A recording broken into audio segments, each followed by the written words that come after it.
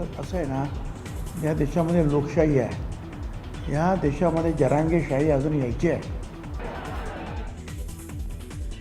देशात लोकशाही आहे, जरांगेशाही येणं शक्य नाही, तर मराठा आरक्षणाचा GR ओबीसी समाजावर अन्याय करणारा मंत्री छगन भुजबळांची टीका.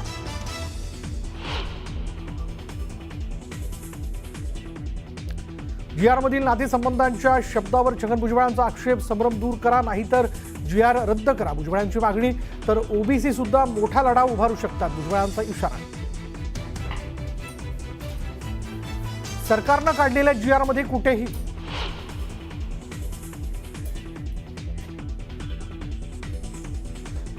GR मध्ये कुठेही सरसकट उल्लेख नाही. ओबीसी नेत्यांनी GR नीट वाचावा, ओबीसींवर अन्याय होऊ देणार नाही, मुख्यमंत्री फडणवीसांचा शब्द.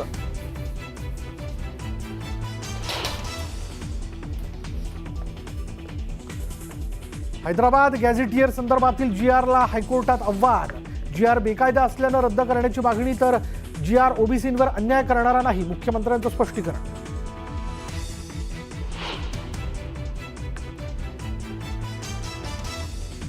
मनसेच्या अमेय खोपकरांचा कपिल शर्माला विनंतीवजा इशारा. द कपिल शर्मा शो मध्ये मुंबईचा बॉम्बे असा उल्लेख न करता मुंबई असा उल्लेख करण्याची मागणी.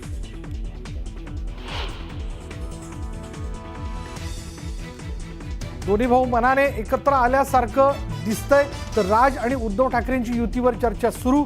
मनसेच्या बैठकीनंतर बाळा नांदगावकरांचं मोठं विधान.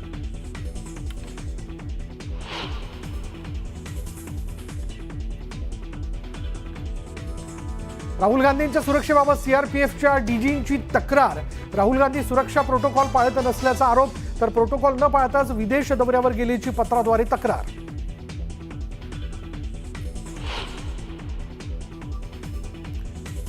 सोलापुरात झालेल्या मुसळधार पावसामुळे पूरस्थिती. सोलापूर धुळे महामार्ग पाण्याखाली. शहरात पुरामुळे झालेल्या नुकसानीची भीषण ड्रोन दृश्य समोर.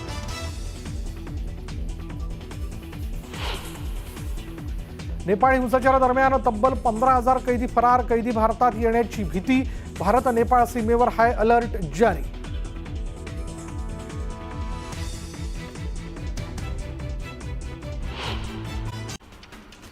ठाकरे बंधूंच्या भेटीनंतर शिवतीर्थावर राज ठाकरेंच्या उपस्थितीत मनसेची महत्त्वाची बैठक पार पडली. या बैठकीत मनपा निवडणुकीच्या पार्श्वभूमीवर चर्चा झाली. ही माहिती दिली बाळा नांदगावकर यांनी. राज ठाकरे आणि उद्धव ठाकरेंची युतीवर चर्चा सुरू आहे. दोन्ही भाऊ मनानं एकत्र आल्यासारखं दिसतंय, अशी प्रतिक्रिया मनसे नेते बाळा नांदगावकरांनी दिली. उद्धव ठाकरे राज ठाकरेंच्या आईला भेटायला आले होते, असं नांदगावकर म्हणाले. सरकारचं डोकं ठिकाणावर नाहीये, सरकारचा GR कोर्टात टिकणार नाहीये, मर्यादा काय हे सरकारनं सांगायला हवं, असं संभाजी ब्रिगेडचे प्रदेशाध्यक्ष प्रवीण गायकवाड म्हणाले. मराठ्यांना ओबीसीत टाकण्याकरता कोणतंच सरकार तयार होणार नाही, असंही गायकवाड म्हणाले. सरकारनं सत्य बोलावं, ओबीसीत एवढ्या मोठ्या समाजाचा समावेश कसा होईल, असा प्रश्न प्रवीण गायकवाड यांनी विचारला. मराठ्यांना न्याय मिळण्याकरता आरक्षण हाच पर्याय नाही. सरकारनं शिक्षणाचं बजेट वाढवावं, सरकारनं दर्जेदार शिक्षण माफक दरात द्यावं, असं गायकवाड यांनी म्हटलंय. मराठा समाजाच्या आंदोलनानंतर आता ओबीसी समाजाकडून मुंबईत महामोर्चा काढला जाणार आहे. दसऱ्यानंतर ओबीसी संघटनांकडून मुंबईत मोर्चाचं आयोजन करण्यात येणार आहे, ही माहिती समोर आली आहे. बीडच्या गेवराई तालुक्यातील शिंगारवाडी फाटा इथं ओबीसी नेते लक्ष्मण हाके यांच्या सभेच्या बॅनरवर समाजकंटकांकडून काळं फासण्यात आलं. ओबीसी समाज बांधवांकडून या संदर्भात संताप नोंदवला गेला. समाजकंटकांवर कारवाई करावी अशी मागणी करण्यात आली. मराठा समाजाच्या ओबीसीतील समावेशा विरोधात आता ओबीसी समाज आक्रमक झालाय. ऑक्टोबर महिन्यात नागपुरात या संदर्भात मोर्चा निघणार आहे. मोर्चा संदर्भातील जनजागृतीकरता चंद्रपुरात ओबीसी सेवा संघानं बैठक घेतली. मराठा समाजाच्या झुंड साहित्य निकरानं विरोध करायचा असा निर्धार या बैठकीत करण्यात आला. मनोज जरांगे यांच्या आंदोलनानंतर मराठा समाजाला कुणबी जातीचं प्रमाणपत्र मिळावं याकरता राज्य सरकारनं हैदराबाद गॅझेटियर आणि सातारा गॅझेटियरच्या आधारे काढलेल्या अधिसूचनेला आव्हान देणाऱ्या 2 जनहित याचिका उच्च न्यायालयामध्ये दाखल झालेल्या आहेत. ही अधिसूचना पूर्णपणे बेकायदा असल्यानं ती रद्द करावी अशी विनंती या याचिकांद्वारे करण्यात आली.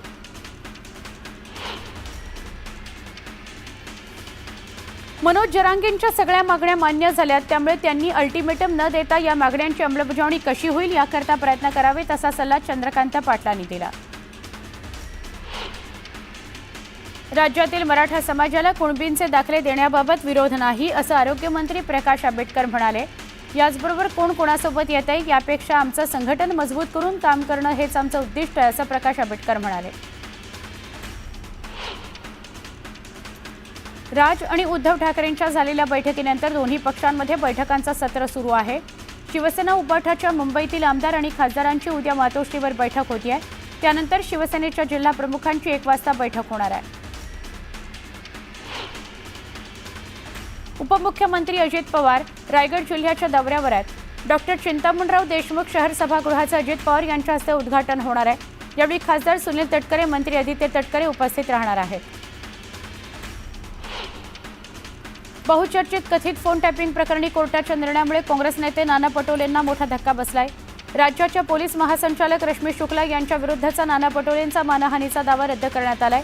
वरिष्ठ स्तर दिवाणी न्यायालयानं मानहानीचा दावा अवैध ठरवला आणि रद्द केला. दादरच्या शिवतीर्थावर शिवसेनेचाच आवाज घुमणार आहे. महाराष्ट्राची वैभवशाली परंपरा असलेला शिवसेनेचा दसरा मेळावा यावर्षी 2 ऑक्टोबरला मोठ्या दिमाखात शिवतीर्थावर होतोय. मुंबई महापालिकेनं या मेळाव्याला परवानगी दिलेली आहे. शिवसेनेच्या दसरा मेळाव्यात शिवसेना पक्षप्रमुख उद्धव ठाकरे यांची तोफ धडाडणार आहे. शिवसेना शिंदे गटानं आपली स्वतंत्र ताकद दाखवत मुंबई महापालिकेकरता कार्यकारी समिती जाहीर केली आहे. उपमुख्यमंत्री एकनाथ शिंदे यांच्या नेतृत्वाखालील मुंबई महापालिकेकरता स्वतंत्र अशी 21 जणांची कार्यकारी समिती जाहीर केली आहे. गेल्या 4 दिवसांपासून चंद्रपूर जिल्ह्यातही मुसळधार पाऊस पडतोय. पावसाच्या सरी बघायला मिळत आहेत. त्यामुळे वर्धा नदीला पूर आलाय. नदीवरील काही धरणांचं पाणी सोडण्यात आलंय. गडचांदूर कोरपना याला जोडणारा पूल त्यामुळे पाण्याखाली गेलाय. दोन्ही गावांचा संपर्क तुटलाय. वाहतूक ठप्प झाली आहे. नंदुरबार जिल्ह्यातील तळोदा तालुक्यातील दुर्गम भागात रस्त्यांच्या अभावी नागरिकांना जीव धोक्यात घालून प्रवास करावा लागतोय. रस्ता नसल्यानं नदीच्या पाण्यातून टाकलेली गाडी पाण्यातच अडकली. शेवटी ही गाडी ट्रॅक्टरच्या सहाय्याने खेचून बाहेर काढावी लागली.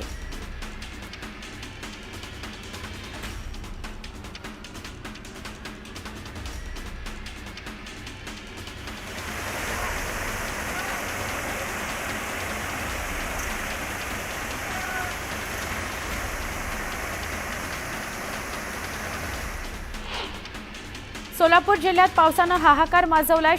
शहरातील अनेक भागात मोठ्या प्रमाणात पाणी शिरलंय. शेळगी भागातील ही सगळी परिस्थिती, भीषण परिस्थिती ड्रोनच्या कॅमेऱ्यात कैद झाली आहे.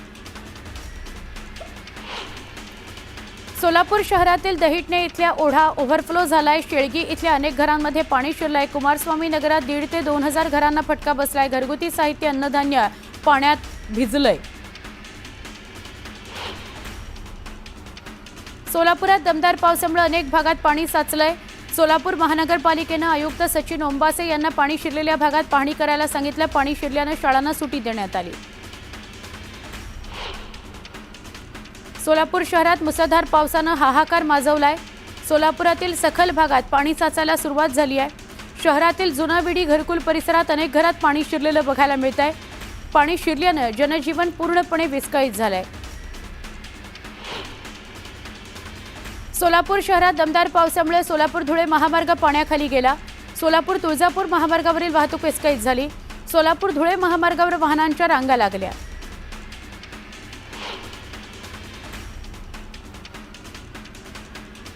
तर सोलापूर ते होडगी रस्ता बंद असून होडगी सांडव्यावरून मोठ्या प्रमाणात पाणी वाहत आहे. रोडवरील कठड्यांचं बांधकाम वाहून गेल्यानं वाहतूक ठप्प झाली आहे. सोलापूरच्या अक्कलकोट तालुक्यात पावसानं धुमाकूळ घातला. अनेक नदी नाले तुडुंब भरलेत. वागदरी ते शिरशी या गावाला जोडणारी वाहतूक पूर्णपणे बंद झाली आहे. बोरी नदीच्या पुलावर 3 ते 4 फुटापर्यंत पाणी आहे. नागरिकांना सतर्कतेचा इशारा देण्यात आलाय. सोलापूरच्या अक्कलकोट तालुक्यातील किनी परिसरात दमदार पाऊस झाला. किनी परिसरातील नदी नाले तुडुंब भरून वाहू लागले. बंधारे आणि पूल पाण्याखाली गेले. अनेक शेतात पाणी शिरलं. सोलापूरच्या अक्कलकोट तालुक्यातील वागदरी परिसरात ढगफुटी सदृश्य पाऊस झाला. मुसळधार पावसानं शिरवळवाडी साठवण तलाव ओव्हरफ्लो झाला. याच परिसरात शेतीला मोठा फटका बसला. वाशिम जिल्ह्यातील शेतकऱ्यांनी फळबागांची लागवड केली आहे, मात्र यावर्षी फूल आणि फळं धारणेच्या वेळेत सतत पाऊस पडतोय, मुसळधार पाऊस पडतोय. त्यामुळे सीताफळ झाडांची 70% सीताफळं खाली गळून पडली आहेत. त्यामुळे शेतकऱ्यांचं मोठ्या प्रमाणात नुकसान झालंय. पैठणच्या जायकवाडी धरणात पाण्याची आवक घटली. 1572 क्युसेक पाणी येत असल्यानं धरणाचे मुख्य 27 पैकी 18 दरवाजे बंद करण्यात आले. तब्बल 21 दिवसांनंतर जायकवाडीतून विसर्ग थांबवला गेलाय. अटल सेतूकडे जाणारा शिवडी महामार्गावरील रस्ता खचला. या रस्त्याला भला मोठा 20 फुटांचा खड्डा पडलाय. रस्त्यावर पडलेल्या या भगदाडामुळे अपघात होऊ नये म्हणून पोलिसांनी खड्ड्याच्या बाजूला बॅरिकेडिंग केलं. दहिसर टोलनाका स्थलांतरित करण्यात येणार आहे. आता असलेल्या ठिकाणापासून 2 किलोमीटर अंतरावर वर्सोवा पुलासमोर नर्सरीजवळ दिवाळीपूर्वी हा टोलनाका स्थलांतरित होईल. ही माहिती दिली परिवहन मंत्री प्रताप सरनाईकांनी.